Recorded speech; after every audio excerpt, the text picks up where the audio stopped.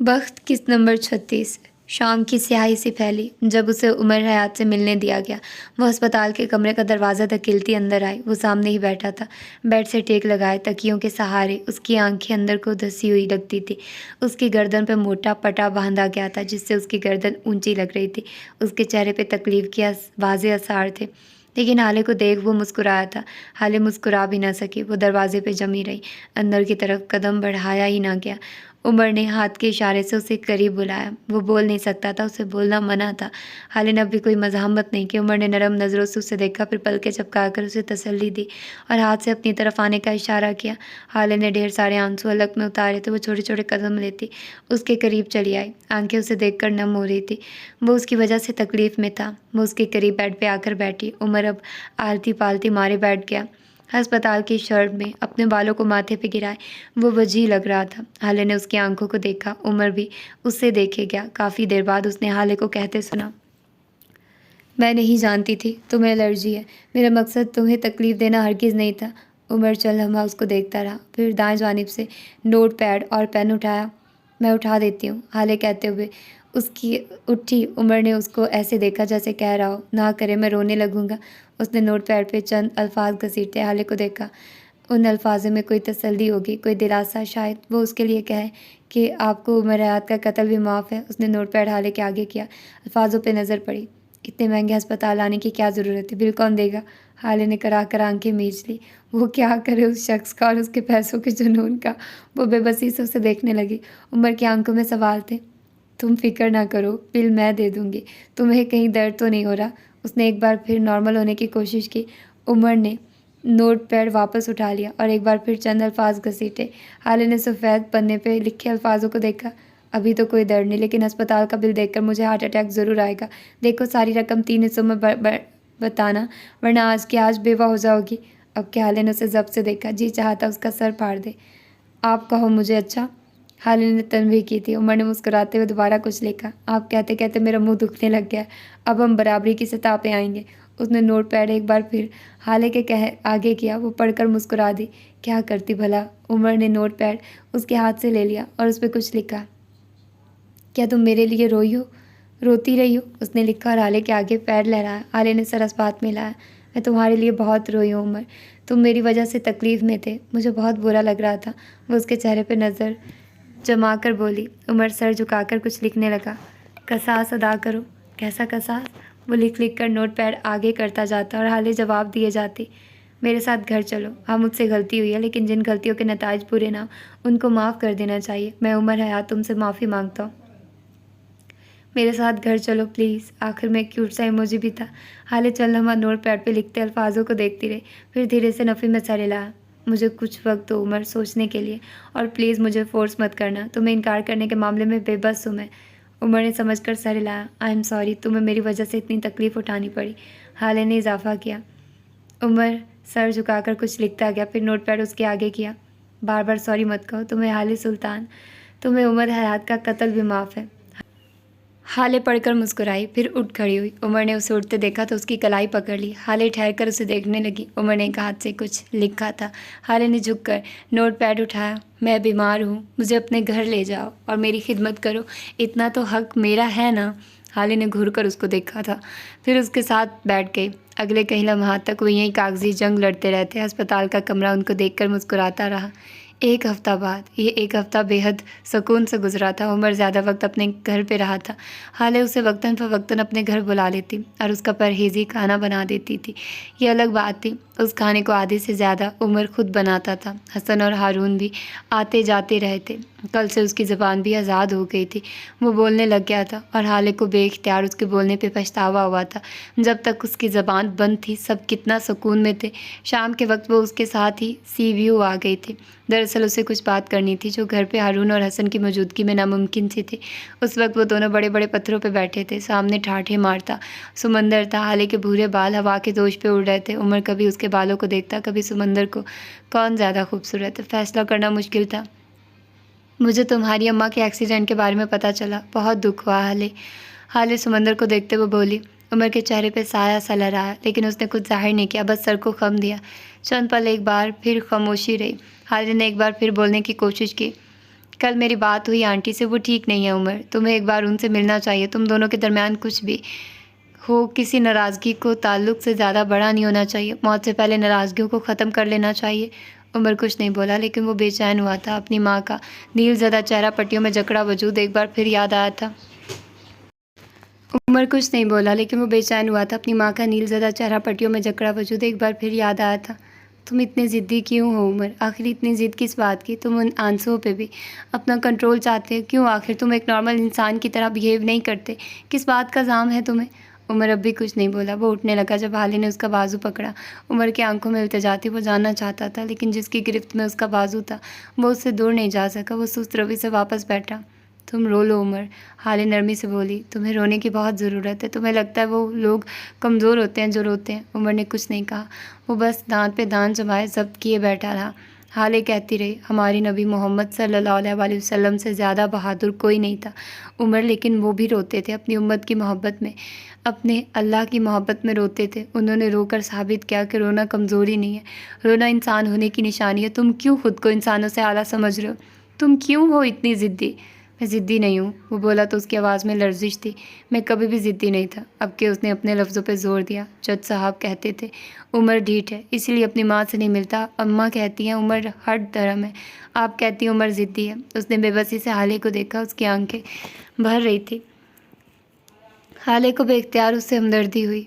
उमर ना गुस्सा है ना ज़िद में है। कोई ये क्यों नहीं समझता उमर गैरत में है। उसने कहा तो दो आंसू टूटकर गिर पड़े। शायद आज वो उन्हें रोकना नहीं चाहता था। हाले नरम नज़रों से उसे देखती रही।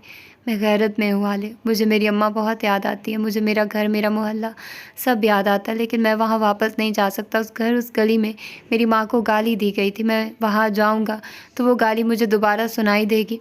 आंसू उसकी आंखों से टूट टूट कर गिर रहते हुए चेहरा झुकाए गीली आवाज़ में कहता रहा, मैं वहाँ जाऊँगा तो मुझे दो लोग नज़र आएंगे, वो लोग नज़र आएंगे जिन्होंने मेरे सामने मेरी अम्मा को गाली दी, जिन्होंने मेरे घर में घुसने की कोशिश की। मैं वहाँ चला गया तो फिर मर जाऊँगा या मार आऊँगा। मैं खुद को खोने से डरता हूँ हाली। मुझे आज भी वो दिन याद है जब उन लोगों ने मुझे और मेरी माँ को गालियाँ दी थी और मैंने अपनी इंसानियत खो दी थी। मैं किसी पागल की तरह एक आदमी को इतना मारा कि वो 2 माह अस्पताल रहा। क्या ये मैं था या फिर मेरा जुनून? हाले ने अपने बैग से टिश्यू निकाला और नरमी से उसके गालों को साफ करने लगी। वो रोता गया किसी बच्चे की तरह जो बातें दिल में रख रख कर थक चुका था। आपको लगता है मैं नहीं रोता क्योंकि मैं खुद को आला समझता हूँ? ऐसा नहीं है। उसने रोते रोते नफ़े में सर हिलाया। मैं नहीं रोता क्योंकि मैं जानता हूँ रोना दिल को मोम करता है। रो लो तो गम हल्का हो जाता है। मैं उस दिन के वाक़ये पे नहीं रोया क्योंकि अगर मेरा दिल हल्का हो गया तो मैं नरम पड़ जाऊँगा। मैं नरम पड़ा तो मेरी माँ को मेरी वजह से एक बार फिर बहुत कुछ सहना होगा। लेकिन मैं थक गया हूँ हाले, मैं बहुत थक गया हूँ। अब मैं लोगों से, उनकी साजिशों से थक गया हूँ। मुझे मेरी अम्मा चाहिए, मुझे बस वही चाहिए। मैं इतना बहादुर नहीं हूँ जितना नज़र आता हूँ। वो आंसू बहाता तकलीफ़ से कह रहा था। शायद वो वाकई थक चुका था, लेकिन मैं उनके पास नहीं जा सकता। वो बेबसी से बोला, अम्मा को समझना चाहिए, वो माँ है, उनको कुर्बानी देनी चाहिए। उनके लिए उनकी आना बेटे से ज़्यादा अहम क्यों है? क्या मैं उनके लिए इतना नाकाबिले एतबार था जो उन्होंने हारून के साथ मिलकर अस्पताल छोड़ दिया? उनको मेरे पास आ जाना चाहिए था हाले। वो माँ है, माँ को कुर्बानी की आदत होती है। उसने अब अपनी आंखें रगड़ कर साफ़ की थी। उसकी आंखें आज हाले को पहली बार अच्छी लगी थी, बेहद अच्छी। वो ज़िद कर रही हैं क्योंकि उनकी ज़िद बनती है। वो बोली तो उमर ज़रा सा मुतअज्जिब हुआ था। वो बूढ़ी हो रही है उमर, बूढ़े लोग बच्चों से ज़्यादा बड़े बच्चे होते हैं। उन्होंने कर से तुम्हारी बेजा ज़िद, बेजा गुस्सा सहा है। उन्होंने बचपन में तुम्हारे लिए कितनी कुर्बानियाँ दी हैं। इस बार अगर वो नहीं देना चाहती तो तुम दे दो। हमेशा माँ क्यों कुर्बानी दे? उमर ठहर सा गया। वो उसे हकीकत का आईना दिखा रही थी। ये वो वक्त नहीं है जब वो तुम्हें अपने पास बुला लेंगी। माँ बाप बूढ़े होकर ज़िद्दी और हसास हो जाते हैं। वो चाहते हैं बच्चे उनको समझें जिस तरह उन्होंने तुम्हारे बचपन में तुम्हें समझा था, उनका ख्याल रखे बगैर कहें। जिस तरह उन्होंने तुम्हारा रखा था। वो बच्ची बन रही है तो तुम बड़े बनो। वो माँ नहीं बन रही तो तुम बेटे बनो। वो ज़िद नहीं छोड़ रही तो तुम झुक जाओ। तुम बेटे हो उमर, बेटे बाजू होते हैं। तुम उन्हें माजूर कर आए हो। खुदा को क्या जवाब दोगे तुम? एकदम जैसे किसी ने उमर का दिल पकड़कर ज़ोर से दबाया। मैंने अपना बाप इस तरह खोया कि उनकी कोई खिदमत नहीं कर सकी।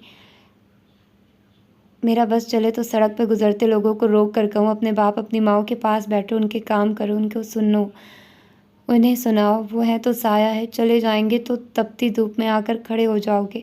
मेरे वक्त में तो ये धूप लिखी थी, तुम क्यों इसे अपना वक्त बनाने पे तुले हो? उमर है यार, टकर टकर उसका चेहरा देखे क्या, कहने को कोई लफ्ज़ ही नहीं बचा था। आज तुम्हारे पास मौका है, जाओ अपनी माँ को अपने साथ लाओ। लोगों को मौका मत दो कि वो तुम्हारी माँ को तुम्हारे होने के बावजूद ना होने के ताने दें। तुम्हारी गाड़ी में आज पेट्रोल फिल करवाया, हैदराबाद जाओ और अम्मा को लेकर आओ। हाले उसको देखते हुए कह रही थी, ज़िंदगी पे तुम्हारा हक है उमर, वो बुरा वक्त था, गुजर गया। अच्छे वक्त को खुद पे हराम कर लेना खुद पे जुल्म है। अल्लाह उन लोगों को माफ़ नहीं करता जो अपनी जानों पे जुल्म करें। अल्लाह ने तुम्हें ताल्लुकात दिए, उनकी नाशुक्री मत करो, ज़िंदगी जियो क्योंकि उस पर तुम्हारा हक है। वो ज़ोर देकर बोली। उमर को अपना दिल हल्का होता महसूस हुआ, कंधों से सारा बोझ सिरक गया। उमर ने आसमान को देखा, समंदर को देखा और फिर हाले को देखा। वो तशक्कुर से मुस्कुराया। ज़िंदगी पे वाकई उसका हक था। ठाठे मारता समंदर, बहती हवा और स्याही में ढलता आसमान, आज सबके सब खुश हो रहे थे। छोटे मोहल्ले में उस वक्त सारे घरों को की बत्तियां गुल थी। दिन में जितना शोर यहाँ सुनाई देता था, उस पर उतनी ही खामोशी थी। उसी मोहल्ले के एक पक्के घर में आओ तो खाने की छोटी मेज़ के आगे नफीसा बैठी थी। उनके सर पे पट्टी बंधी थी, चेहरे पे अब भी जख्म के निशान थे। शाह की नमाज उन्होंने पढ़ ली थी। खाना वो अब खाने बैठी थी। मुलाजमा बर्तन धो रही थी। नफीसा ने चावलों का चम्मच मुंह में रखा और अगले ही लम्हे वो ठटकी थी। उनके चेहरे पे साया सा लहरा था, हाथ लर्ज रहे थे। उनकी आंखों में बहुत कुछ था, कहीं जज्बात, शौक, बेयकीनी। खाना, ये खाना किसने बनाया? उन्होंने अपने आंखों में खड़ी मुलाजमा से पूछा। मुलाजमा कदरे ताज्जुब से मुड़ी थी। आपने बनाया होगा बीबी, मैंने तो नहीं बनाया। नफीसा उठी थी। उनका चेहरा वो नहीं था जिसके साथ वो खाना खाने लग बैठी थी। अब कि उनकी नज़रें बेकरार थी। वो बेचैनी से सहन में तेज़ तेज़ चल रही थी। छोटे से टीवी लाउंज में आकर वो रुक गई थी। उनकी आंखें जैसे पत्थर हुई हों। तनफ्फुस तेज़ हो गया था, आंखें भर रही थी। उनकी आंखें बस एक ही शख्स के लिए भरा करती थी। लाउंज में लगे पर्दों के पीछे सरसराहट हुई थी। नफीसा का हाथ उनके दिल के मकाम पे गया था। सांस जैसे रुक रुक कर चल रहा हो। दिल उतनी ज़ोर से धड़क रहा था जैसे पसलियाँ तोड़कर बाहर आ जाएगा। कौन है? उन्होंने कामती आवाज़ में पूछा। आंसू तेज़ी से गिर रहे थे। पर्दों के पीछे चंद पल खामोशी रही। है खामोशी जानलेवा थी। नफीसा को लगा अगर कुछ देर मज़ीद यही खामोशी रही तो फिर वो कभी कोई आवाज़ नहीं सुन सकेगी। उसी लम्हे एक हल्की सी आवाज़ आई, मैं उमर। नफीसा के दिल पे जैसे ठंडी फवार पड़ी हो। आंखें मज़ीद तेज़ी से बहने लगी, जान हवा होने लगी थी। उनसे अपनी टांगों पे खड़ा होना मुश्किल हो गया था। काश ये वक्त रुक जाए। उमर कौन? अब के उन्होंने बुलंद कामती आवाज़ में पूछा था। उमर आपका बेटा। जवाब आया तो मुकाबिल की आवाज़ भी गीली थी, रंजीदा थी। लाउंज में अब कोई आवाज़ नहीं आती थी। वो दोनों अपनी अपनी जगह खड़े थे, रोते हुए आज़रदा। मेरा कोई बेटा नहीं, जो था वो मुझे ज़िद्दी कहकर चला गया था। नफीसा एकदम सख्त आवाज़ में कहते हुए फट पड़ी थी। अब कि वो पर्दा हटाता बाहर आ गया था। उसकी आंखें सुर्ख थी, गीली थी। मेरे करीब मत आना, मैं तुम्हें थप्पड़ मार दूंगी उमर। वो अपनी जगह खड़े होकर चीखी थी। आंसुओं ने उनके चेहरे को गीला कर दिया था। तुम मुझे छोड़कर चले गए उमर, तुमने मुझे छोड़ दिया। मैं तुम्हारी माँ थी, मैंने तुम्हें पाला, तुमसे मोहब्बत की, और तुम कहते हो मैं ज़िद्दी औरत हूँ। तुम्हें मेरी मोहब्बत ज़िद लगी थी उमर। उमर आगे बढ़ता जा रहा था। 11 सालों का फासला था, किसी न किसी ने तो तय करना ही था। तुम 11 साल मेरे पास नहीं थे उमर, वो दर्द से फटी हुई आवाज़ में बोली। उमर के दिल को कुछ हुआ था। मैंने 11 साल तुम्हारा इंतज़ार किया और तुम नहीं आए। तुम अब भी मत आओ, तुम जाओ यहाँ से उमर, तुम जाओ। वो आंसू बहाते हुए चिल्ला रही थी। मुझे तुम्हारी ज़रूरत नहीं है, मुझे तुम्हारी शक्ल नहीं देखनी, तुम जाते क्यों नहीं? वो बेबसी से दहाड़ी थी। वो अब उनके रूबरू था। दोनों की आंखें नम थी, चेहरे गमज़दा थे। 11 सालों के हिजड़ ने उन दोनों को खाया था, किसी का ज़ाहिर तो किसी का अंदर। उमर ने आहिस्ती से उनके दोनों हाथ थाम कर ऊपर किए। नफीसा ने अपने हाथ छुड़वाने चाहे थे, लेकिन गिरफ्त हल्की नहीं थी। वो अब उन हाथों को चूम रहा था, नरमी से, बेकरारी से। दोनों के आंसू अब शिद्दत से बहने लगे थे। अब उमर ने अपने दोनों बाजुओं में उनका हिचकियाँ लेता वजूद भर लिया। जवान बेटों के सीने माओं के दिलों की ठंडक होते हैं, सहारा होते हैं, मजबूत सहारा। उमर ने उनके बालों को लबों से छुआ। आई एम सॉरी अम्मा, आई एम सॉरी, मैं आपके साथ नहीं था, मैं चला गया था, आई एम सॉरी। वो बुलंद आवाज़ में उनको अपने साथ लगाए कह रहा था। नफीसा बस रोई गई, बेतहाशा रोई गई, साथ साथ उमर के सीने पे ज़ोर ज़ोर से हाथ मारती थी। मैं आपको लेने आया हूँ अम्मा, मेरे साथ चले, मैं आपका बेटा हूँ, आपका उमर, मैं आपका उमर हयात हूँ, मेरे साथ चले। मुझसे गलती हो गई, मैंने आपको लोगों के खौफ से छोड़ दिया। उसके आंसू नफीसा हयात के बालों में गिरते जा रहे थे। वो उसके सीने से सर लगाए खड़ी थी, न शिकवा कर रही थी, न कोस रही थी। वो माँ थी, माएँ मान जाया करती हैं। तो मुझे छोड़कर चले गए थे उमर। उनका लहजा कर्ब लिए हुए था। मैं वापस आ गया हूँ अम्मा, मुझे बस माफ़ कर दें प्लीज़, मैं अब कभी आपको नहीं छोड़ूंगा, मुझे माफ़ कर दें। वो उनके गिर्द बाजू मजबूती से फैलाए, बस यही सतर दोहरा रहा था। थोड़ी देर बाद वो उमर से अलग हुई। वो वाहिद इंसान था जिसके सामने नफीसा हयात रोती थी। उमर उनके गीले चेहरे को देखता रहा। आपको मेरे आने का कैसे पता चला अम्मा? नफीसा मुस्कुराई। इतना बदमज़ा खाना तुम्हारे अलावा कौन बना सकता है? उमर ने खफकी से उन्हें देखा था। मान लो उमर हयात तुम सारी दुनिया के लिए अच्छा खाना बना सकते हो, लेकिन जब अपने उस्ताद की बारी आती है तुम्हारे हाथों का जायका डर जाता है।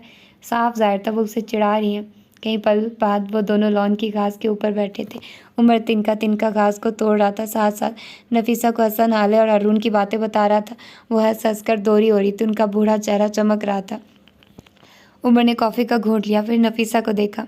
सच बताइए अम्मा, खाना वाकई बदमज़ा था। आह, ये शख्स की है ना। नफीसा ने मुस्कुराहट दबाई थी, शरारत से उमर को देखा। तुमसे मोहब्बत एक तरफ, लेकिन वो रुकी। उमर के आस लिए चेहरे को देखा। खाना बहुत बदमज़ा था बेटे, उन्होंने सीरियस अंदाज में कहा तो उमर हंस दिया। फिर मग एक तरफ रख कर लंबा लेटते हुए अपना सर उनकी गोद में रख दिया। मैंने आपको बहुत मिस किया अम्मा। वो जवाब में कुछ कह रही थी। उमर नरमी से मुस्कुरा रहा था। मंजर मुकम्मल था। आज मोहल्ले का ये छोटा सा मकान घर लग रहा था। अगले दिन वो नफीसा को सारे मोहल्ले के सामने अपने साथ गाड़ी में बिठा कर ले आया था। लोग ठहर ठहर कर उमर की बड़ी गाड़ी देख रहे थे, उसके ब्रांडेड कपड़े देख रहे थे, उसकी ऊंची उठान देख रहे थे। कुछ की आंखों में सताइश थी, कुछ की आंखों में इतने साल उनसे नार हुआ सलूक रखने का दुख। वो बलाखिर अपने बेटे के साथ चली गई थी। उमर हयात के बंगले पे आज रौनक थी। नफीसा के वेलकम के लिए आज सरदार, उसकी बीवी लैल, हसन, हारून, हालिद सब आए हुए थे। हसन तो आज से ही उनका फेवरेट हो गया था। वो बैठे बैठे उनको ऐसी बातें बता रहा था कि नफीसा से अपनी हंसी जब्त करना मुश्किल हो रहा था। उमर उन दोनों को साथ देख देख कर जल भुन रहा था और वो अपने कमरे में आ गया था। शम्स को एक ज़रूरी फ़ाइल ईमेल करनी थी। हाले को उससे कुछ पूछना था, वो भी उसके पीछे गई थी। उमर सोफे पे बैठा लैपटॉप ऑन कर रहा था। हाले उसकी अकम में खड़ी थी। लैपटॉप की स्क्रीन पे एक तहरीर दर्ज थी। जादू उसकी मंशा नहीं, मजबूरी थी। वो उस सतर को देखते हुए आगे आई। इससे पहले उमर कोई काम करता, हाले ने उसे रोका। मुझे दिखाओ ये क्या लिखा है। वो मुतअज्जिब सी आगे आई थी। कुछ नहीं है, आपके काम का नहीं है, पहेली है। एक उमर ने बात को हवा में उड़ाया। आले ने उसके हाथ से लैपटॉप ले लिया। किसने कहा मुझे इसका मतलब पता है? ये फेरी टेल की पहेली है, मैं इसे समझ सकती हूँ। वो लैपटॉप को लिए गोद में बैठ गई। उमर उसे देखता रहा। इसका क्या मतलब हुआ? हाले ने गर्दन उठाकर उसको देखा, फिर मुस्कुराई। जस्टिफिकेशन, इसका मतलब है जस्टिफिकेशन। उमर की आंखों में अब भी ना समझी थे। हाले ने इजाफा किया, मैं समझाती हूँ। देखो, जिस तरह विलन से सब लोग नफ़रत करते हैं, उसी तरह विलन से सब लोग नफ़रत करते हैं, उसी तरह कुछ लोग होते हैं जिनको विलन से नफ़रत नहीं होती। ये ऐसे लोग होते हैं जो खुद भी इविलिश होते हैं, जो खुद भी बुरे काम करते हैं। उनका हमेशा यही कहना होता है कि विलन मजबूर था, विलन के पास कोई और सहारा, कोई आसरा नहीं था। ऐसे लोग कभी भी विलन को गलत नहीं कहते। हालांकि उनको समझना चाहिए कि विलन हमेशा अपने शर के आगे घुटने टेक देता था, अपने अंदर के हसद से हार जाता है। वो मजबूर नहीं होता। जादू हमेशा से उसकी मंशा रहा होता है। वो आंखों में चमक लिए बता रही थी। उमर बगौर उसे सुन रहा था। जादू का असल ज़िंदगी से क्या ताल्लुक़? उमर ने सवाल किया था। जादू का क्या मतलब है उमर? किसी से सच छुपाना, किसी को धोखा देना, किसी का एतबार तोड़ना, किसी के दिल में वक्ती मोहब्बत या नफ़रत डालना। और ये सब क्या हुआ? वो बोल रही थी और उमर गौर से सुन रहा था। नुकसान, ये नुकसान हुआ उमर।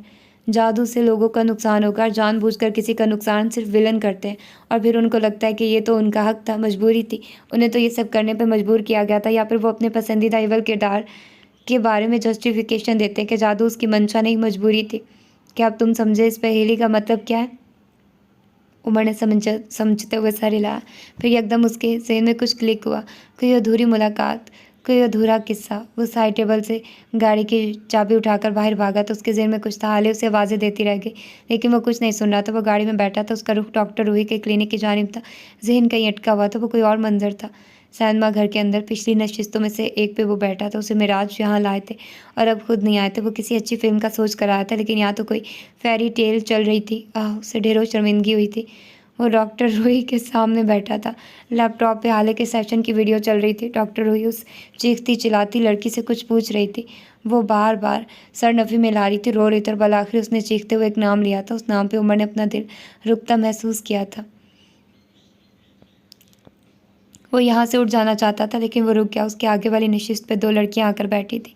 वो फिल्म को देख रही थी और उमर उनमें से एक के पुश्त पे फैले बाल अस्पताल में नर्स के सामने बैठा उमर हयात अब भी एक आस लिए हुए था। शायद उसने गलत सुना हो, शायद कुछ था जो ठीक नहीं था, शायद अब भी कुछ बदल जाए।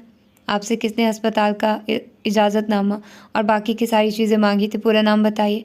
नर्स ने अब के पूरा नाम बताया था और उमर हयात अब शल था। उसे यकीन नहीं आता था कैसा हो सकता है। वो शॉक था, इतना कि हद नहीं। रेस्टोरेंट के मैनेजर ने अपने यहाँ रिकॉर्ड होने वाली 15 अप्रैल की कॉल लिस्ट खोली थी। वहीं उमर हयात ने हाले सुल्तान का नंबर देखा। उसके कानों में एयरबड्स लगे थे। वो उस दिन होने वाली कॉल को सुने गया।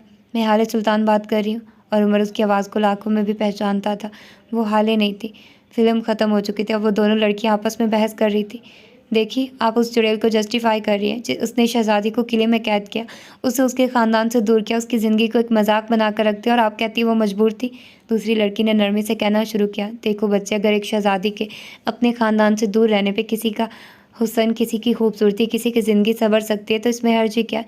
हर दफ़ा शहजादियाँ क्यों खुश रहें? क्या कभी चुड़ैल, बुरी परियाँ, जादूगरनियाँ खुश नहीं रह सकती? उसने जो कुछ भी किया वो उसकी मजबूरी थी। चुड़ैल ने सही क्या, जादू उसकी मंशा नहीं थी, मजबूरी थी।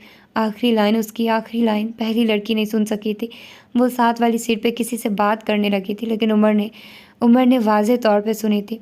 वो यहाँ उसकी लोकेशन फॉलो करता हुआ आया था। उसने अपनी नज़रों की सीध में देखा, वो लड़की अपने शौहर के साथ रेस्टोरेंट के ओपन एरिया में छोटी सी मेज़ के गिर्द बैठी थी। उमर शल सा खड़ा उसको देख रहा था। ज़हन में मुख्तलिफ आवाज़ें गूंज रही थी। चीख कर मेहरमा ने बंद किया था, पुकारती हुई, हाले, मुझे मिसेस सफ़ीर सुल्तानी से इजाज़तनामे और बाकी की सारी चीज़ों का कहा था। कहती हुई नर्स, मैं हाले सुल्तान बात कर रही हूँ।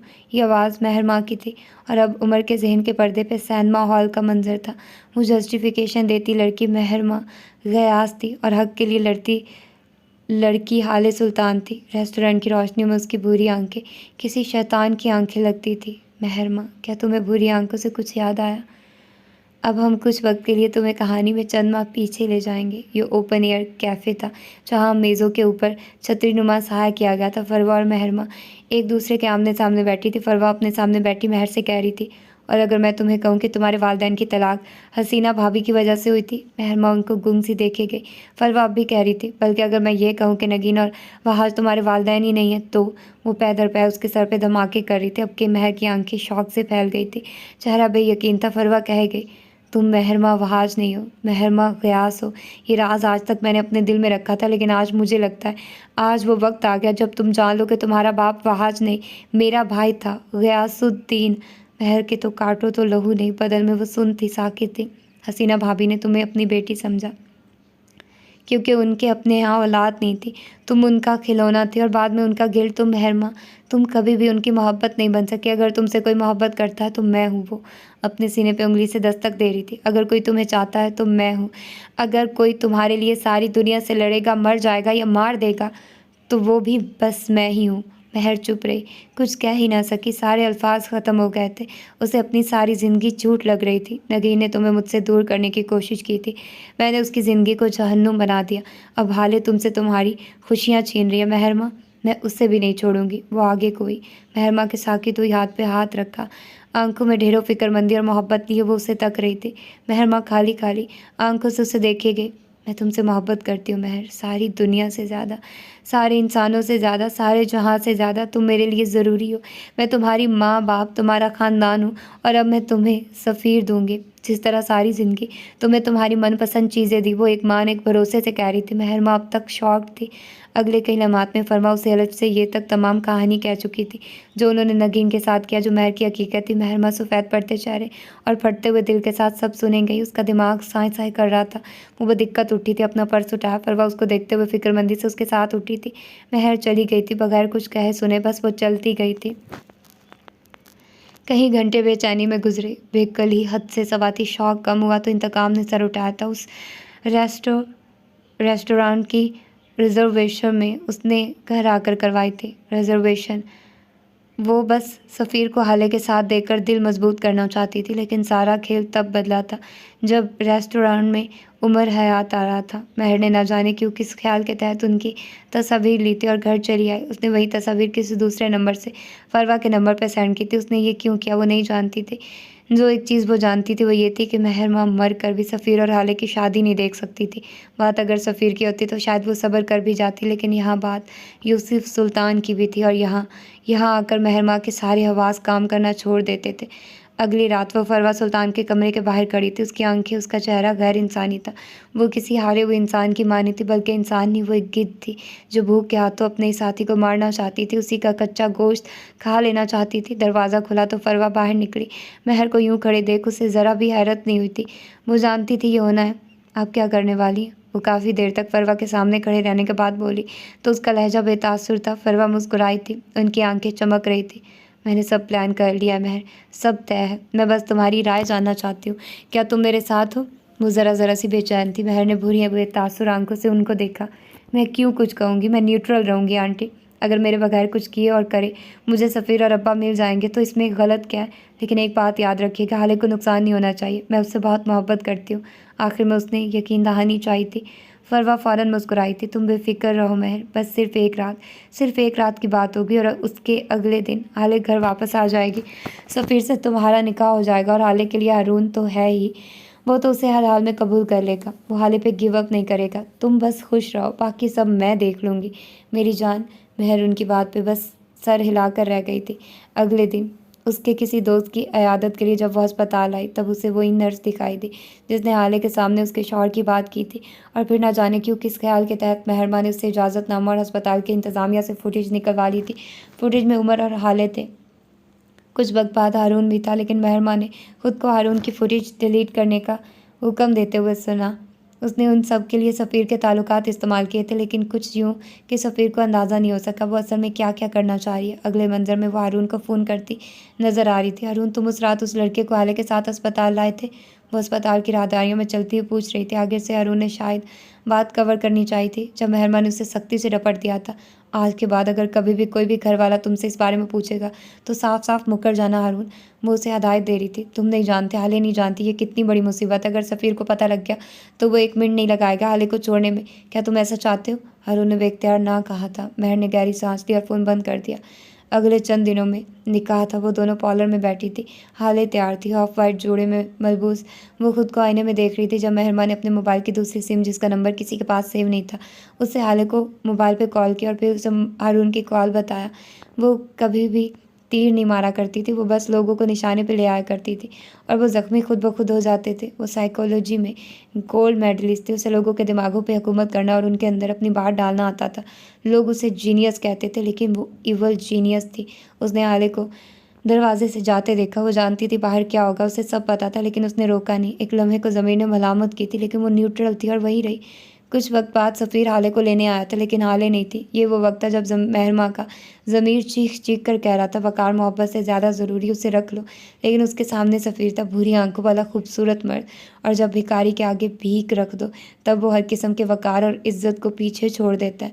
अगले मंजर, अब तुमको टूटे बिखरे दिखाई देंगे। वो हॉल में खड़ी थी, रो रही थी। हसीना की आंखों भी बह रही थी। घर के सारे मर्दों के कंधे झुके हुए थे, आंखें शर्मिंदा थी। यूसुफ सुल्तान बार बार फरवा को इस तरह देखते थे जैसे उन्होंने सब किया हो। ये वो वक्त था जब महरमा ने नई चालें चली। वो फरवा से लड़ रही थी। वो रोते हुए उससे कह रही थी कि उसने हाले को अगवा करवाया।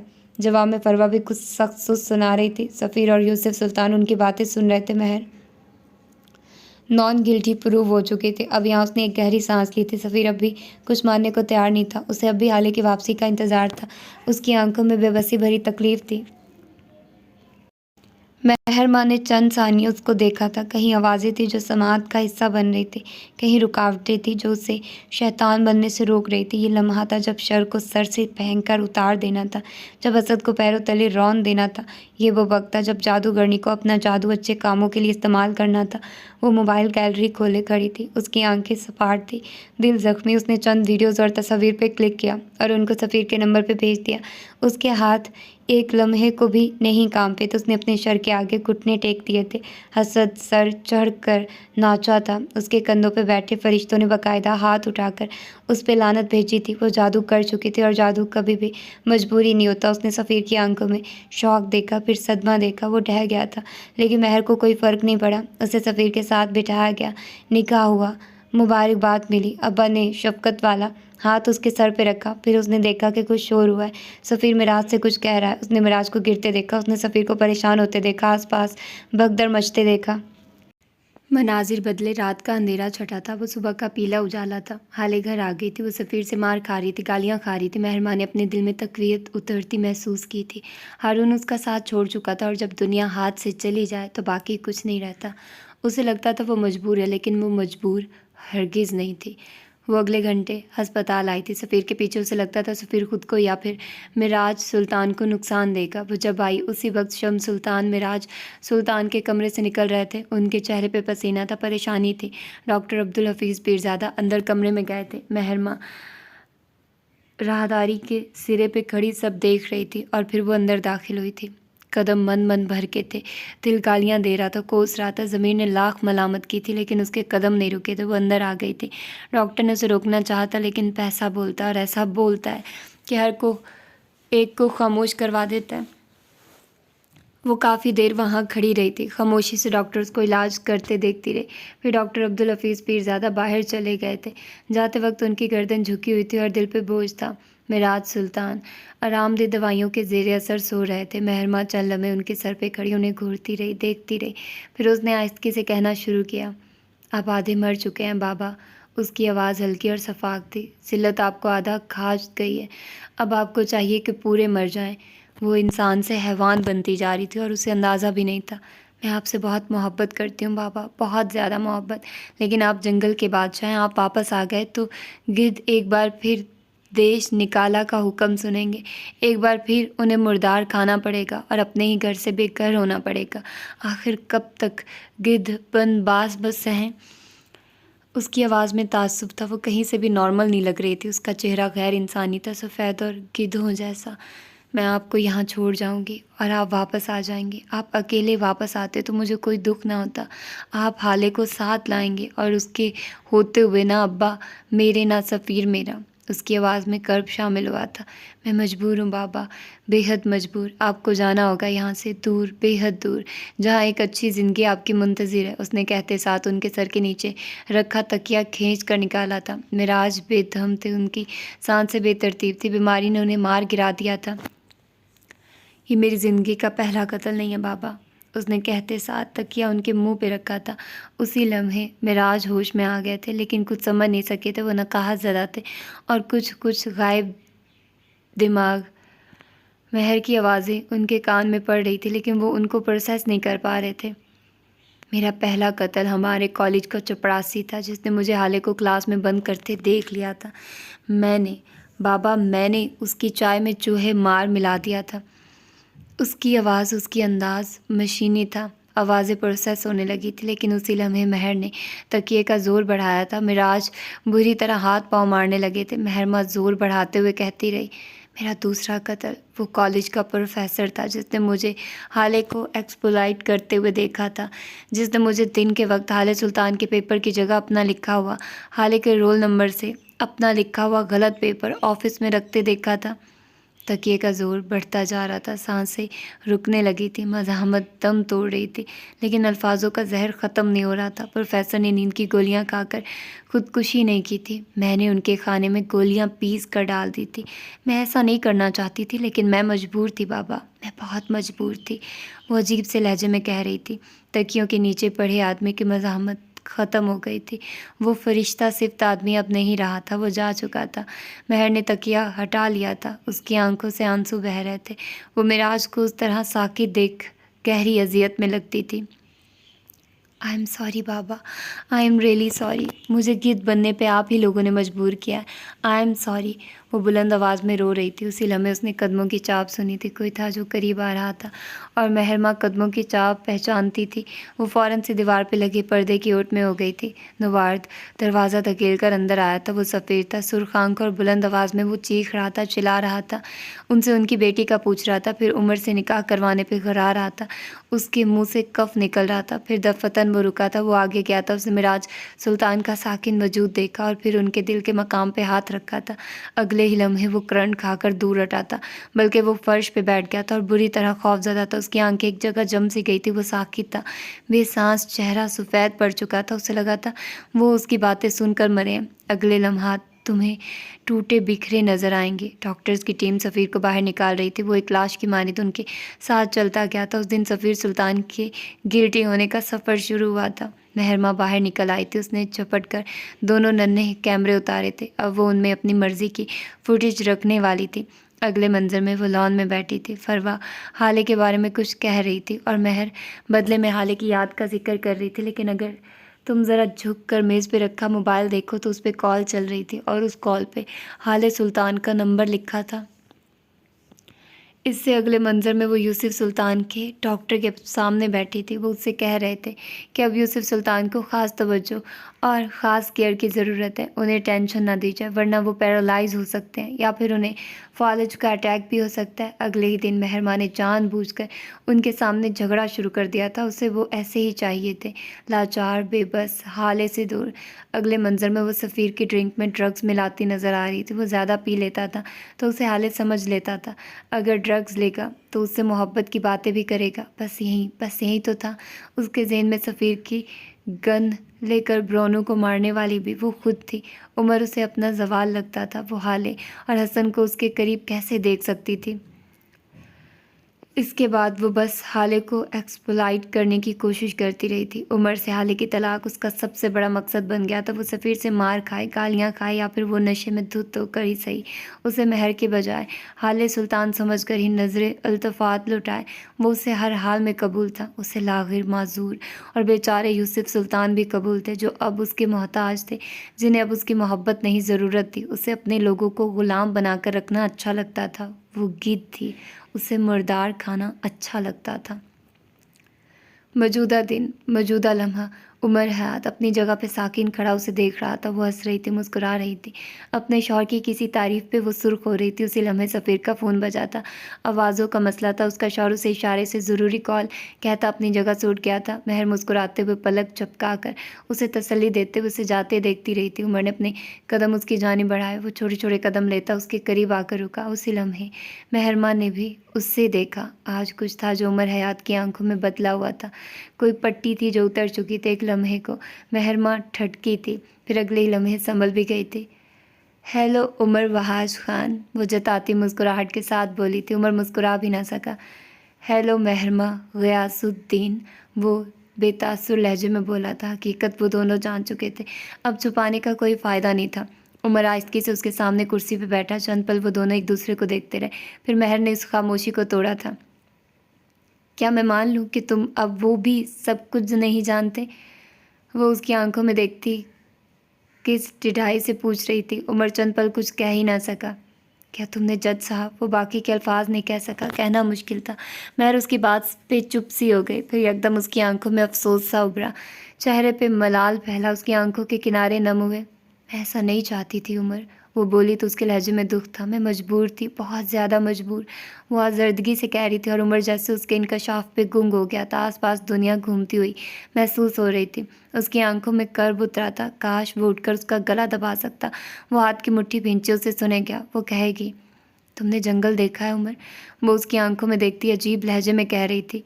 जंगल में कहीं जानवर और परिंदे होते हैं, छोटे बड़े अदना आला, वो सब साथ रहते हैं। कभी लड़ते हैं, कभी मरते हैं, एक दूसरे को खा लेते हैं, नोच लेते हैं, लेकिन वो साथ रहते हैं। कोई एक दूसरे को निकाल नहीं देता। लेकिन एक परिंदा है जिसे जंगल से निकाल दिया गया। देश निकाला, समझते हो?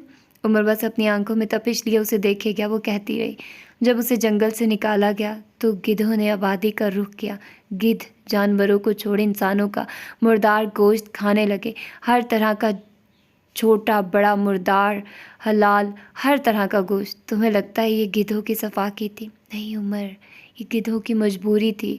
वो ज़ोर देकर बोली, वो मजबूर थे। मैं बुरी नहीं हूँ, मैं बस गिद्ध हूँ जिसे कभी अपना समझा ही नहीं किया, जिसने सुल्तान मंजिल के जंगल में ज़िंदगी के 29 साल गुजार दिए, लेकिन किसी ने उसे कबूल नहीं किया। अब मैं अगर गिद्ध बनकर मुर्दार खाने लग गई तो इसमें मेरा क्या कसूर? उसी लम्हे सफ़ीर उनकी तरफ आता दिखाई दिया।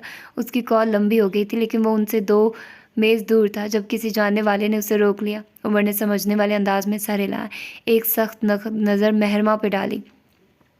और कहना शुरू किया, तुमने मेरा वक्त खाया महरमा। उमर उसको देखकर बोल रहा था, मेरे रिश्ते, मेरे पैसे, मेरा हक, मेरी अयाशी, तुमने सब खाया। एक ज़िंदगी थी जो तुमने मेरी जगह गुजारी। और अब उसने अपनी धीमी आवाज़ कर ली, अब वक्त है कि तुम हिसाब दो। सफ़ीर को किसी जानने वाले ने रोक रखा था। उसकी नज़रें बेचैन सी थी। वो जल्दी से जल्द यहाँ आना चाहता था। उमर अब भी कह रहा था, मैं उमर हयात आज तुम्हें बता रहा हूँ, मैं तुमसे हिसाब लूँगा।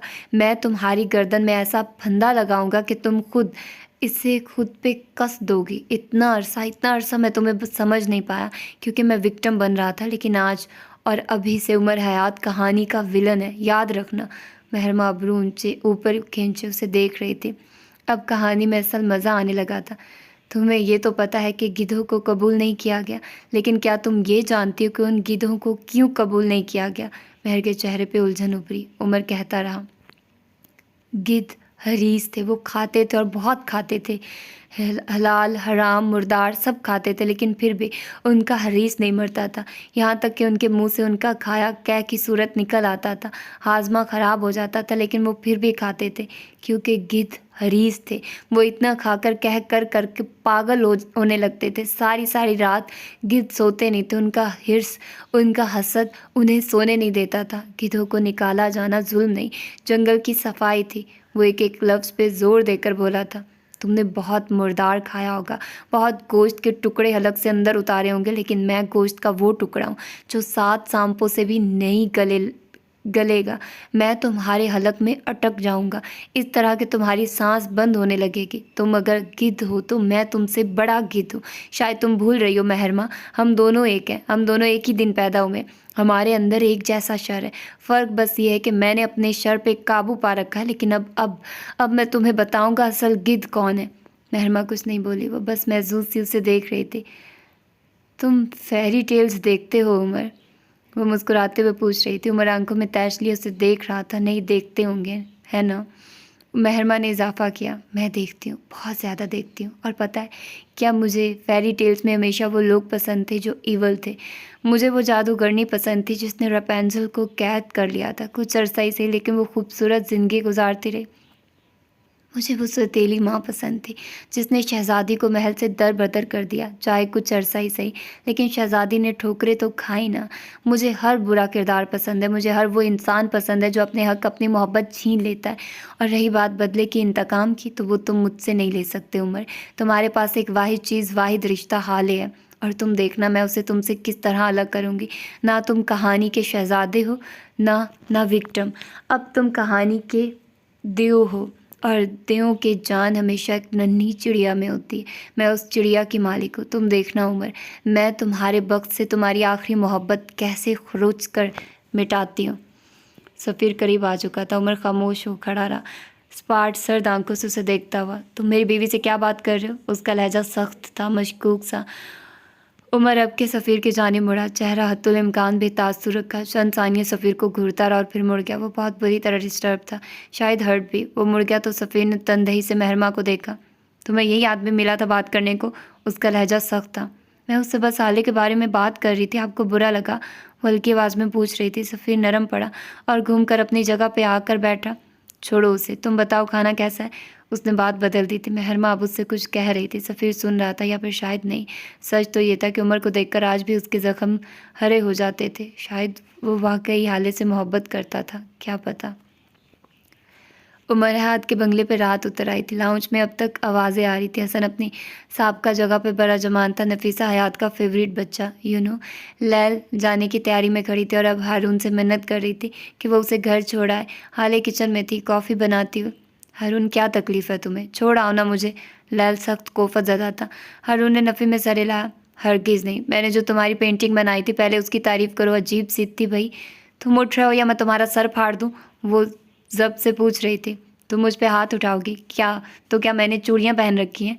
लहल को यहाँ आकर सदमा ही तो लगा था। तुम औरत पे हाथ उठाओगे? हारून मुस्कुराया था। मैं औरत पे ब्रश उठाऊंगा और ऐसे भयानक तरीके से तुम्हारा चेहरा पेंट करूंगा कि तुम सारी ज़िंदगी याद रखोगी। लहल का सांस जैसे सीने में अटक गया। उसकी हसीन अरबी आंखें, उसने फ़ौरन पैंतरा बदला था। तुम तो मेरे अच्छे दोस्त हो हारून, मैं तो बस मजाक कर रही थी। तुम इस दुनिया के सबसे बेहतरीन पेंटर हो, मैं तुम्हारी सबसे बड़ी फ़ैन हूँ। उम्र में ना मैं जानता हूँ तुम मेरी फ़ैन लिस्ट में सबसे बड़ी उम्र की औरत हो। और बस यहाँ लैल सिकंदर के बस हो चुकी थी। वो अपना बैग झपटते हुए उठी थी, हारून पे जहन्नुम में जाओ वाली नज़र डाली और आगे बढ़ गई। हारून भी उठ खड़ा हुआ था और मुस्कुराते हुए उसके पीछे गया था। अब वो सारा रास्ता उससे लड़ते हुए जाएगी और वो जानता था, लेकिन वो भी क्या करे। जो सुकून लैल को तपाकर मिलता था वो कहीं और नहीं था। वो चले गए तो लाउंज खाली हो गया। नफीसा भी उठकर अपने कमरे में चली गई थी। हसन को हाले ने बुला लिया था। वो किचन में खड़ी हसन से उसके कॉलेज के मुतालिक कोई बात कर रही थी। जब उमर अंदर जाता दिखाई दिया, उसने जाते जाते एक नज़र हाले को देखा और फिर उसी तरफ आ गया था। उसकी रंगत नुचड़ी हुई थी, चेहरा अजीब था, साफ जाहिर था वो डिस्टर्ब है।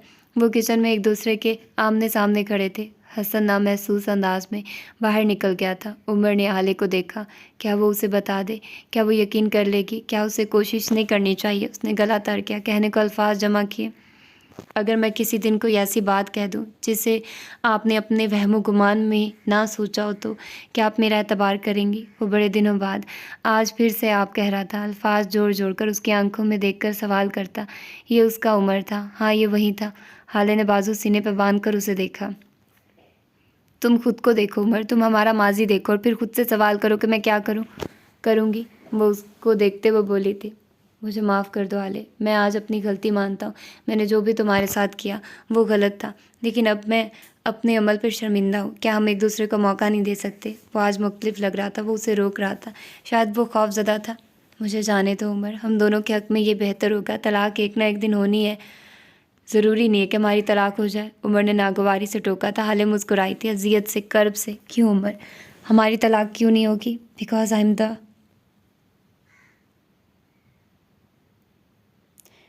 Am the woman you love with all your heart.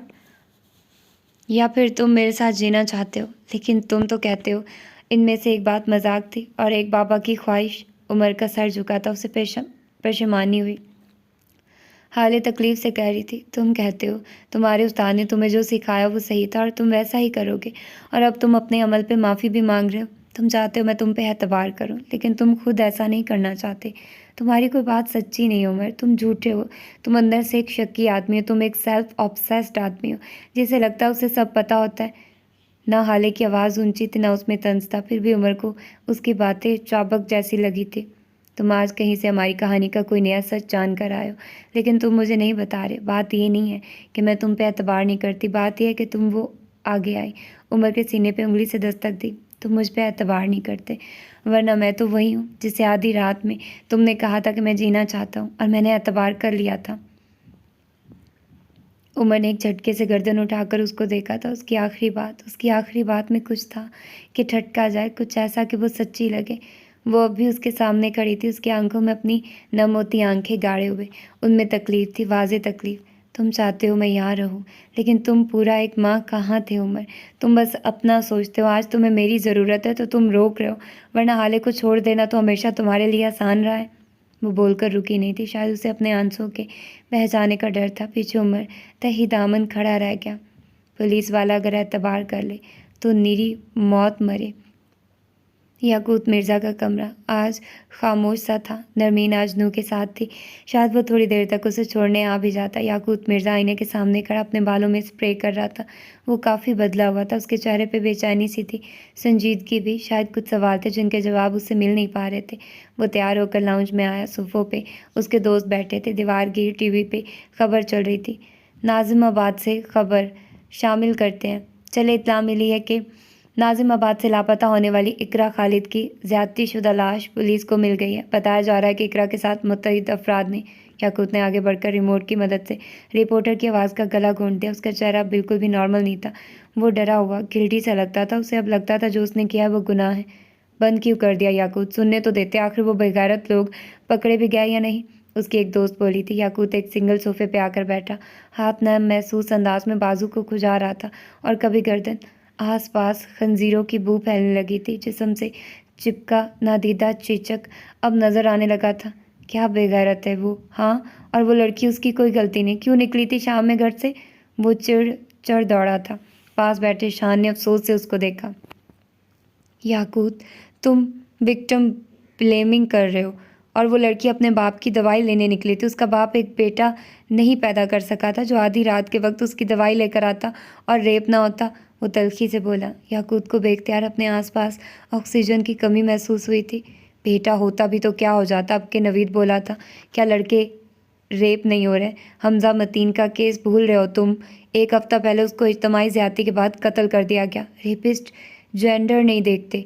याकूत ने मुर्दा आंखों से उनको देखा। उसके पास कहने को कुछ नहीं था। वो जिसे गुनाह मान ही नहीं रहा था, आज वही अमल गले का फंदा बनने लगा था। ऐसा भी तो हो सकता है उसने ये सब किसी मजबूरी में किया हो। याकूत के अलग से फंसी फंसी आवाज़ निकली थी। उसे लग रहा था वहाँ बैठे तमाम लोग उस पर हंस रहे हों। जैसे रेप कभी भी मजबूरी नहीं होता याकूत। रेप एक बीमार दिमाग करता है, एक ऐसा दिमाग जिसे मर्द औरत इंसान जानवर से फ़र्क नहीं पड़ता। नवीन कह रही थी और याकूत दम साधे उसको सुने गया। जो लोग कहते हैं रेप मर्द ने किया, गलत कहते हैं। कोई भी मर्द या औरत रेप नहीं करती, कोई हवस रेप नहीं करती। रेप एक बीमार दिमाग करता है जिसे कब्र में लेटी औरत से भी फ़र्क नहीं पड़ता, जिसे नौज़ायदा बच्ची से भी फ़र्क नहीं पड़ता, जिसे अपने जैसे जिस्मानी खदोखार रखने वाले इंसान से भी फ़र्क नहीं पड़ता। रेपिस्ट एक खंजीर जैसा होता है। जिस तरह खंजीर अपना फुजला खुद खा जाता है ना, बिल्कुल उसी तरह रेपिस्ट मर्द को भी रेप करता है। वो बोलकर खामोश हुई तो शान ने बोलना शुरू किया। कोई याकूत को नहीं देख रहा था, कोई ये नहीं देख रहा था कि वो अल्फाजों के जहर से सब्ज पड़ रहा है। शान कह रहा था, तुम जानते हो याकूत, रेप किस तरह पूरा ख़ानदान तोड़ देता है। रेप कत्ल से भी बड़ा जुर्म है। इस जुर्म में एक विक्टिम नहीं होता बल्कि सारा ख़ानदान, सारा सर्कल विक्टिम बन जाता है। लड़की का घर, ख़ानदान, दोस्त सब इफ़ेक्ट होते हैं। उस लड़की का भाई गली में गुजरते हुए गर्दन झुका देता है क्योंकि उस गली में कहीं तुम जैसे विक्टिम ब्लेमर्स होते हैं। लड़की की बहनों के रिश्ते नहीं आते क्योंकि ख़ानदान में तुम जैसे लोग होते हैं जिनको लगता है कि शायद रेपिस्ट इतना बुरा नहीं था, कुछ कसूर लड़की का भी होगा। याकूत को जैसे वक्फे वक्फे से चाबक लग रहे थे, चीचक ज़दा जिस्म से खून रस रहा था। याकूत मिर्ज़ा ने गर्दन उठाकर उनको देखा था। उसे सबकी नज़रों में अपने लिए हकारत महसूस हुई थी। अगर ये लोग जान लें कि, और बस इससे आगे वो सोचना भी नहीं चाहता था। असल में ये रेपिस्ट इंसान नहीं होते, शैतान होते। किसी एक दोस्त ने लुकमा दिया था और यहाँ आकर सारी बातें बेमानी हो गई थी। याकूत मिर्ज़ा सुन हो गया था। उसका दिमाग शल था, उसके जिस्म से रूह खींच ली गई थी। उसके दोस्त अब कोई और बात कर रहे थे, शायद सिस्टम की कमज़ोरी, शायद मुजरिम का पकड़ा जाना। याकूत बस गायब दिमागी से उसे सुन रहा था। उसके दिमाग में जो चल रहा था वो कहीं बरस पुराने मंजर थे, कहीं बरस कबल। ये उन दिनों की बात है जब फ़हीम मिर्ज़ा ने अपना कारोबार बरतानिया में फैला लिया था। उन्हें वहाँ रहना पड़ता था और याकूत अपनी माँ के साथ पाकिस्तान में, क्योंकि मुस्कान फ़हीम मिर्ज़ा की बीवी को पाकिस्तान पसंद था। 2 माह कबल जब उनकी वफ़ात हुई तब याकूत यहाँ से ना जाने पे बाज़िद था, बल आखिर मजबूर होकर फ़हीम मिर्ज़ा को उसे नूह की माँ के पास छोड़ा। वो मुखलिस और अच्छी औरत थी। अपने साथ होने वाले मज़ालिम का बदला उस बच्चे से नहीं लिया। वो पिछले 3 माह से उनके घर रह रहा था। सुबह में नूह और नरमीन के साथ स्कूल जाता था और शाम में कारी साहब के घर। हमारी कहानी और याकूत का असल कारी साहब के घर से जुड़ा है। पक्की ईंटों वाली बैठक में उस वक्त कई बच्चे सर हिला हिलाकर कुरान पढ़ रहे थे। उनके सरों पे जालीदार टोपियां थी। कारी साहब के दाएं तरफ एक बच्चा बैठा था, स्याह आंखें, साफ सुथरा लिबास और अमीरों वाले ठाठ। वो बच्चा बहुत खूबसूरत था। उस वक्त बैठक में बैठे तमाम बच्चों से अच्छा पढ़ने वाला। उसे कुरान पढ़ने का बहुत शौक था। उसने सिर्फ 1 हफ्ते में 6 छोटी छोटी सूरतें हिफ्ज़ कर ली थी।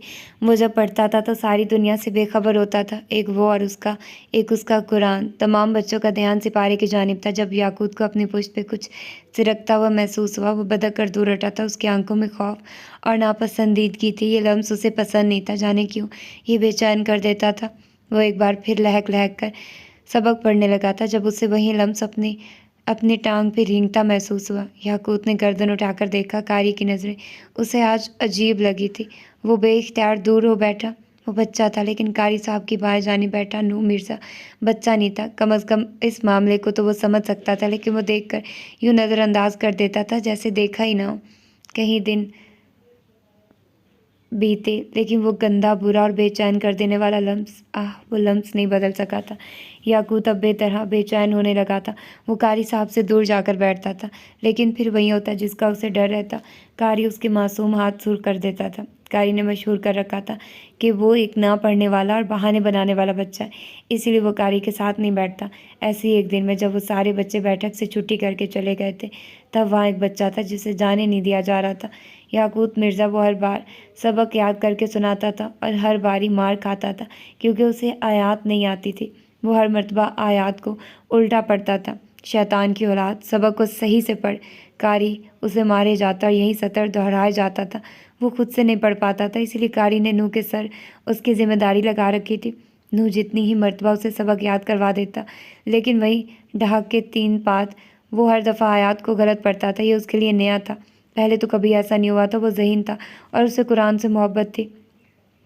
वो तो नूह और नरमीन से पहले तैयार हो जाया करता था, लेकिन जब से वो कारी साहब के लम्स से चिढ़ने लगा था, तब से यही सब होने लगा था। उस शाम भी वो रोई रोई मासूम आंखों से सबक देख रहा था। उसकी आंखें सूज गई थी, हाथ जल रहे थे, लेकिन वो पढ़े गया। उसी लम्हे एक बार फिर उसे कारी का हाथ अपनी रान पे महसूस हुआ, और बस ये एक हद थी। वो गुस्से से उसका हाथ झटकते हुए उठा था और कारी के मुंह पे थूक दिया। उसके बाद एक कहर था जो उस पर टूट पड़ा था। कारी ने किसी जानवर की तरह उसकी रानों पे डंडे बरसाए थे। वो चीख रहा था, किसी को मदद के लिए पुकार रहा था, लेकिन कोई उसके लिए नहीं आया।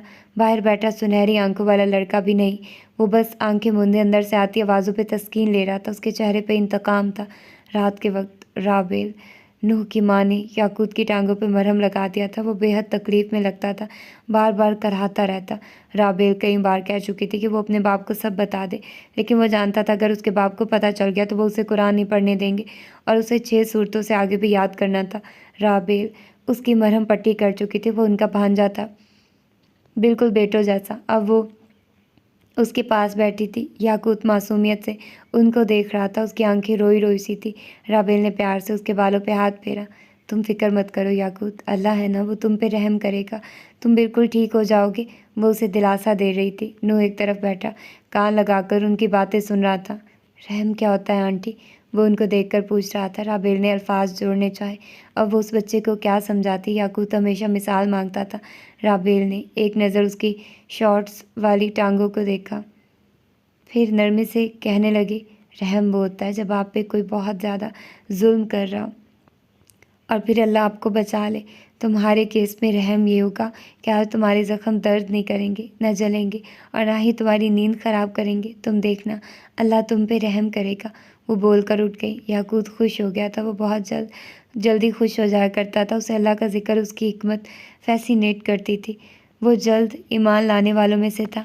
कुछ देर बाद याकूत और नूह एक ही बेड पे बैठे थे। उन दोनों के हाथों में नूडल्स के बाउल थे, याकूत का नॉर्मल और नूह के तेज़ मिसालों वाले नूडल्स। वो बस गौर से याकूत को देख रहा था। न जाने क्यों उसे लगता था जो कुछ याकूत का बाप उसकी माँ के साथ करता है, उसकी सज़ा याकूत को मिलनी चाहिए। कुरान याकूत की खुशी थी और नूह उसे बर्दाश्त नहीं कर पाता था। तुम कारी साहब के पास जाना छोड़ क्यों नहीं देते? वो तुम्हें इतना मारते हैं? नूह उसे देखते वो पूछ रहा था। याकूत खुलकर मुस्कुराया। वो चाहे मारे या निकाल दें, आंटी ने कहा अल्लाह मुझ पर रहम करेगा। वो उसकी इतनी सी बात पे इतना खुश था। नूह को हसद होने लगा था। रहम क्या है तुम जानते हो? याकूत ने ज़ोर ज़ोर से इस बात में सर हिलाया। आज मेरे ज़ख्म हर्ट नहीं करेंगे, ये रहम है। और फिर ना जाने क्यों किस ख्याल के तहत नूह मिर्ज़ा ने अपने मिर्चों वाले नूडल्स का प्याला याकूत की टांगों के करीब किया और फिर जानबूझकर गिरा दिया। मिर्चों वाला पतला पानी ताज़ा ज़ख्मों पे लगा तो याकूत की रूह तक काम गई। वो दर्द से चीख रहा था। उसके ज़ख्म अभी कच्चे थे और अब उन पे ये नूडल्स का सूप नुमा पानी, आह ये मौत था। वो बेड पे खड़े होकर चीख रहा था, रो रहा था। तकलीफ हद से सवा होने लगी थी।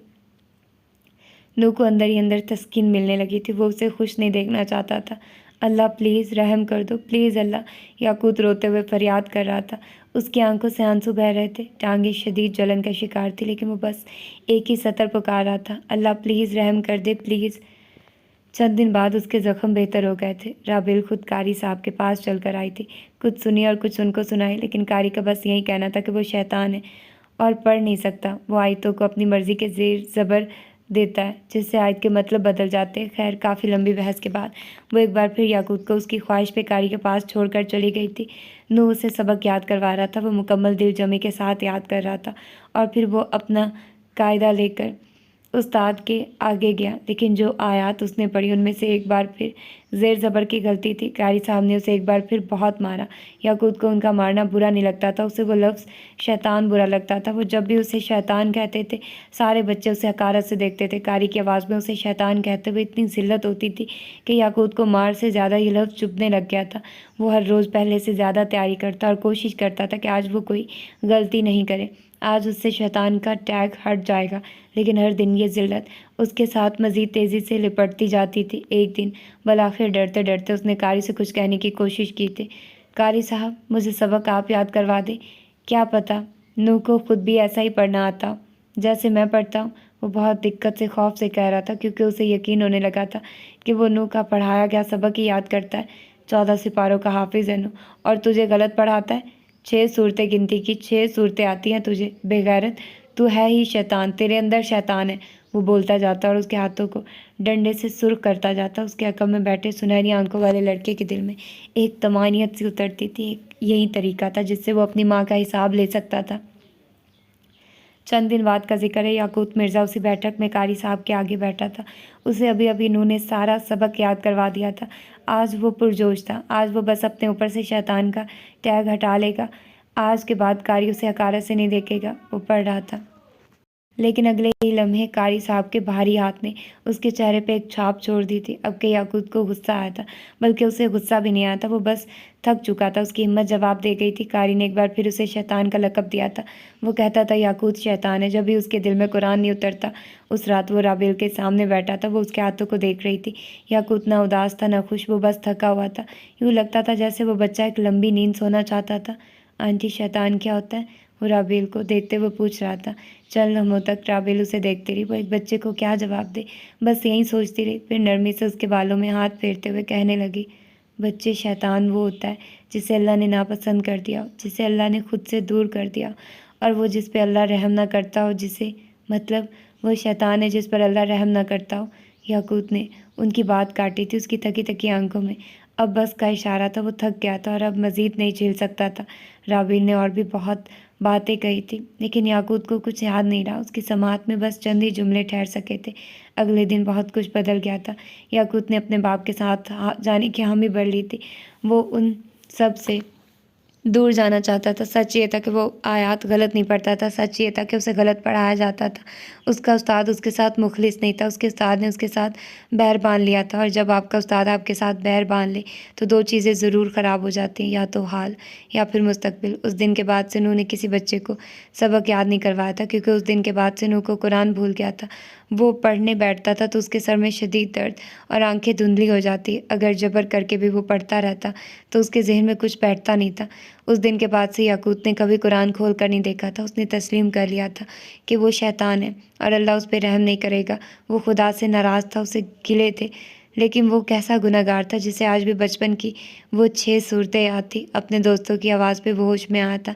मौज़ूए बहस अब बदल चुका था, लेकिन एक चीज़ थी जिसे वो बदल नहीं पा रहा था, अपना चीचक ज़दा दिल। उसे चीचक की अलामात ज़ाहिर होना शुरू हो गई थी, और सच ये था कि अब उसे खुद से ताफ़ुन उठता हुआ महसूस होता था।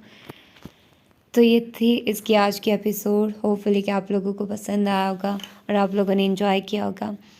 अब महरमा की असलियत खुल गई है, और साथ में नूह का भी पता चल गया है कि सबसे पहले हम महरमा की बात सुनते हैं। तौबा यार, ये लड़की कितनी बड़ी वो निकली है, और मतलब बहुत बुरी निकली वो।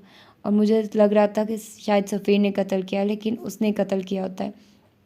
वो असल मुजरिम होती है और फिर वो सारा कुछ करती है। और क्या यार, कितनी अजीब स्टोरी है, क्या ही कहूँ। और उसके बाद फिर क्या कहते हैं उसको, ये नूह, इसने कितना बुरा किया, और अल्लाह ताला ने देखो उसके साथ, उसको भूल जाता था, वो याद नहीं कर पाता था। यार, बुराई का अंजाम हमेशा बुरा होता है। नीयत अच्छी रखो, नीयत आपकी अच्छी होनी चाहिए, आपको उसका अंजाम अच्छा मिलेगा। तो फिर मिलते हैं इसकी अगली एपिसोड में और देखते हैं कि आगे क्या होता है। तो अपना ढेर सारा ख्याल रखना। अल्लाह हाफिज़।